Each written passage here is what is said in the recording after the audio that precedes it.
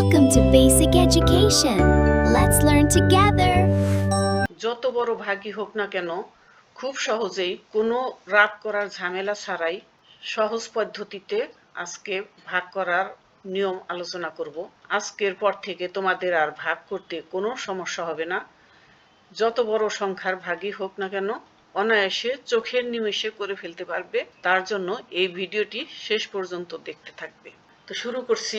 1 number 4452কে ভাগ করতে হবে 42 দ্বারা। তো 42 হচ্ছে 2 অঙ্ক বিশিষ্ট সংখ্যা। এই সংখ্যার নামতা জানি না, সেই জন্য এই 4-এর ঘরের নামতা বলবো। 42 2 অঙ্ক বিশিষ্ট সংখ্যা। আর এখানে ভাজ্যের ক্ষেত্রেও আমি 2 অঙ্ক বিশিষ্ট সংখ্যা নিলে 44 যেহেতু 42 থেকে বড়, সেজন্য আমি 42কে 44-এর মধ্যে একবার দিলে কত হয়? নিচে 42 একে 42। তো বিয়োগ করে দেই, 4 থেকে 2 বাদ দিলে। এরপরে আমি 5 কেটে নিয়ে আসলাম। 5 কেটে আনার পরে কত হইল? 25। 25 42 থেকে ছোট, ভাগ করা যায় না। তাহলে আমি ভাগফলের স্থলে একটা শূন্য দিয়ে দিব। দিয়ে এই যে 2, এই 2টা কেটে নিয়ে আসবো। কত হইল আমার? 252। 4-এর ঘরের নামতা আমি 25 পর্যন্ত যাব। 4 একে 4, 4 দ্বিগুণে 8, 3 4-এ 12, 4 4-এ 16, 4 5-এ 20, 4 6 24, 4 7 28 বেশি হয়ে যায়। 4 6 24, আমি 6 বার দিলাম। 6 দ্বিগুণে 12, 4 6 12 2 নামলো, 4 6 24 আর হাতের 1-এ 25। ভাগশেষ 0। তাহলে এই যে 106, এটা হচ্ছে আমার ভাগফল। দেখলে তো কত সহজেই আমি কোনো রাগ করা ছাড়া আমি ভাগ করে ফেললাম। 2 নাম্বার 25,774 ভাগ 98। এখন 98 অনেক বড় সংখ্যা। এই 98-এর ঘরের নামতা জানি না, সেই জন্য আমি কি করব? 98কে 100 ধরব। 100 থেকে মাত্র 2 কম, সেজন্য আমি এটা মনে মনে 100 কল্পনা করব। করে এখানে আছে 25, ভাজ্যে হচ্ছে 25 আছে। আমি এই 2 ঘর যদি নেই তাহলে ছোট হয়ে যায়, সেজন্য আমি 3 ঘর নিব। 3 ঘরে কত হয়? 257।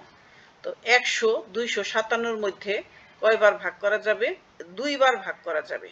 তাই আমি এখানে 2 দিয়ে দিলাম। 2 দিয়ে এখন আমি গুণ করব। গুণ করে নিচে লিখব 8 দ্বিগুণে 16, 6 হাতে 1, 9 দ্বিগুণে 18 আর হাতের 1-এ 19।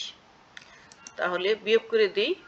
7 থেকে 6 বাদ দিলে 1, আর এটাকে 15 ধরতে হবে। 15 থেকে 9 বাদ দিলে 6, আর হাতের 1-এ 2 2 মিলে গেল। আমি এই 7 এখন কেটে নিয়ে আসলাম। তাহলে কত হইল? 617। তাহলে এটা আমি মনে মনে 100 কল্পনা করেছি। তাহলে 100 600-র মধ্যে কতবার যাবে? 600-র মধ্যে 6 বার যাবে। আমি 6 দিয়ে দিলাম। এখন 6 দিয়ে 98-কে আমি গুণ করে দিব। 6 8 48-এর 8, হাতে 4, 6 নং 54 আর 4-এ 58। বিয়োগ করে দেই। 7 থেকে 8 মানে 17 থেকে 8 বাদ দিব। বাদ দিলে 9 থাকে। এটা হচ্ছে 11। 11 থেকে 9 বাদ দিলে 2, হ্যাঁ, হাতে আছে 1, 6 6 মিলে গেল। আমি এই 4 এখন কেটে নিয়ে আসব। এখন 294, এটা যেহেতু 98 100 থেকে কম, 2 কম, এটাও যে সেরকম 294 300 থেকে 6 কম। তার মানে আমি 3 বার দিতে পারবো। 2 বার দিলে বেশি হয়ে যাবে, আমি 3 বার দিতে পারবো। 3 8 24-এর 4, হাতে 2, 3 নং 27 আর 2 29। এই তো আমার ভাগ এটা হয়ে গেল।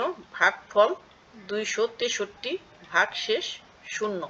এরপরে 3 নাম্বার 203 দ্বারা 42,138-কে ভাগ করতে হবে। তাহলে এখানে আমার ভাজকে যেহেতু 3 অঙ্ক আছে, আমি ভাজ্যের মধ্যে থেকে প্রথমে 3 অঙ্ক নিব। 421 421 203 থেকে বড়, সুতরাং আমি 3 অঙ্ক বিশিষ্ট সংখ্যা নিতে পারবো। তাহলে 421-এর মধ্যে 203 কতবার যায়? 203, আর এটা আমরা 2-এর ঘরের নামতা বললেই আমাদের হবে 2 দ্বিগুণে 4। তো আমরা 2 বার দিলাম। দুইবার দিলে 3 দ্বিগুণে 6 আর 2 শূন্য শূন্য 2 দ্বিগুণে 4, 406। বিয়োগ করে দিলে কত হয়? 15।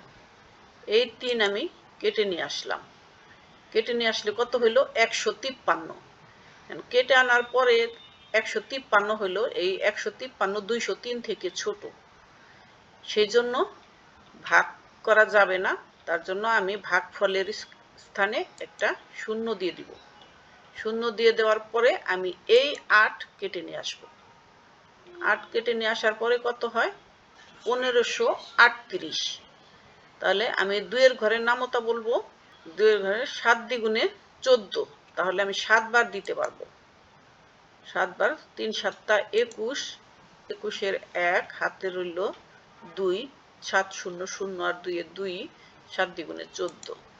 বিয়োগ করে দিলাম 7,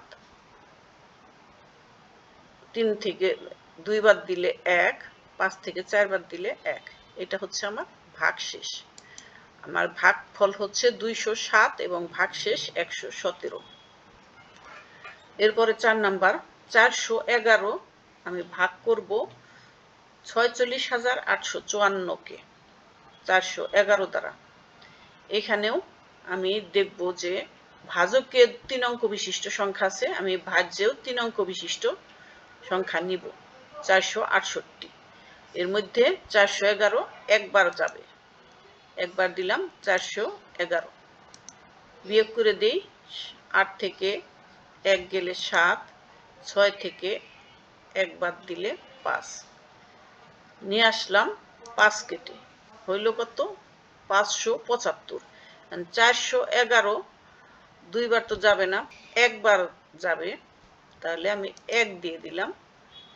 411 নিচে লিখে দিলাম। বিয়োগ করে দিই, 5 থেকে 1 বাদ দিলে 4, 7 থেকে 1 বাদ দিলে 6 আর 5 থেকে 4 বাদ দিলে 1। তাহলে এই 4 আমি কেটে নিয়ে আসবো। হইল কত? 1644। এখন আমি 4 এর ঘরের নামতা বলবো 16 পর্যন্ত। 4 একে 4, 4 দ্বিগুণে 8, 3 4 12, 4 4 16। তাহলে 4 বার যাবে। 4 বার দিলাম। হ্যাঁ, 4 একে 4, 4 একে 4, 4 4 16। তাহলে ভাগফল পেলাম এই 114 ভাগফল এবং ভাগশেষ 0।